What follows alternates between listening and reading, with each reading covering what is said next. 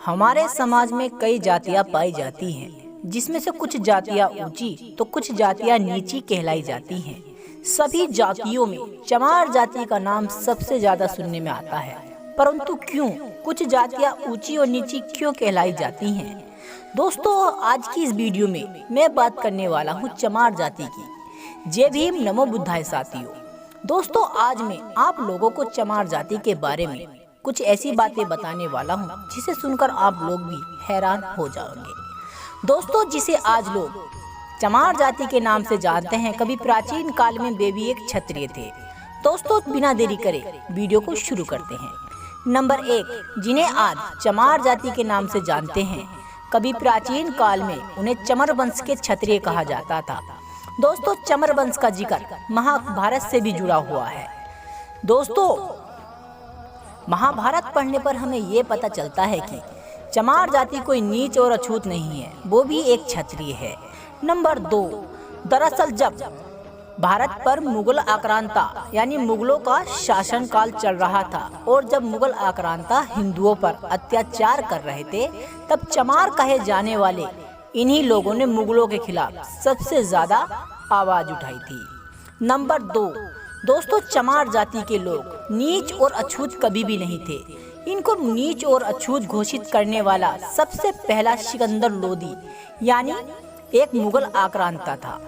Number 3, doctor विजय सोनकर के अनुसार doctor विजय सोनाकर ने भी एक पुस्तक लिखी है जिसमें उन्होंने जिक्र किया है कि भारत में मुगलों के आने से पहले सिख, ईसाई व दलित, मुस्लिम ये कोई भी नहीं थे। दोस्तों, नंबर 4, जिसे आज लोग चमार जाति कहकर और नीच और अछूत की संज्ञा देते हैं, दरअसल रामायण में भी इसका जिक्र आया है। नंबर 5, वैसे तो हमारे भारत में कई जातियां पाई जाती हैं और बहुत से धर्मों का भी अध्ययन किया गया है, लेकिन दोस्तों सभी जातियों को छोड़कर केवल चमार जाति को ही नीच और अछूत घोषित किया गया। नंबर 6, बाबा साहब भीमराव अंबेडकर ने चमार जाति के लिए आए दिन यानी नीच और अछूत से बचाने के लिए न जाने कितने आंदोलन चलाए। दोस्तों, कभी प्राचीन काल में बाबा साहब भीमराव अंबेडकर यानी हम बात करें सन 1930 और 1932 की। दोस्तों, बाबा साहब भीमराव अंबेडकर पहली बार लंदन से अपनी पढ़ाई पूरी कर आए थे। तभी से उन्हें ये सोच लिया था कि मैं कुछ भी करूं, लेकिन जो जातियों में भेदभाव और छुआछूत जैसी प्रथा चलती हैं, मैं उनको मिटाकर छोड़ूंगा। नंबर 7, दोस्तों, जहां हिंदुओं को जन्म से ही मंदिर में जाने का प्रवेश था, वहीं दलित हिंदुओं को दलित उनको किया जाता है जिन्हें दबाया गया हो, जिनके साथ छुआछूत का भेदभाव किया गया हो या जिन पर अवशोषित किया गया हो। अवशोषित का अर्थ होता है जिनके साथ ज्यादा से ज्यादा और घोर अत्याचार किए गए हों। दोस्तों, इन लोगों को कभी भी मंदिर में जाने की अनुमति नहीं मिली। नंबर 8, दोस्तों, इन्हें चमार नाम इसलिए दिया गया क्योंकि ये चमड़े का काम करते थे, और नीच और अछूत इसलिए बनाया गया क्योंकि दोस्तों आप लोग सभी जानते होंगे कि प्राचीन काल में हिंदू धर्म इतना पवित्र था कि उसमें केवल ब्राह्मण का पाखंडवाद था। दोस्तों, प्राचीन काल में जब ये चमार जाति के लोग चमड़े का काम करते थे, तो दोस्तों आप लोग ये तो जानते ही होंगे कि चमड़ा यानी जानवरों की मांस से आता है, जानवरों की खाल को खींचकर बनाया जाता है। इसी कारण इन लोगों को नीच और अछूत की संगति मिली।